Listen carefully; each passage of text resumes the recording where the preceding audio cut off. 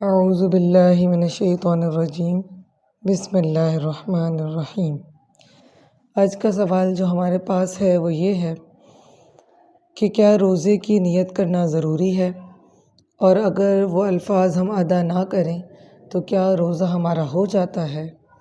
تو اس کا جواب شریعت مطہرہ کی روشنی میں یہ ہے کہ نیت دل کے ارادے کا نام ہے۔ وہ نیت اچھے کام کی ہو، زکوٰۃ دینے کی ہو، حج کی ہو، عمرے کی ہو، نماز کی ہو یا روزے کی ہو۔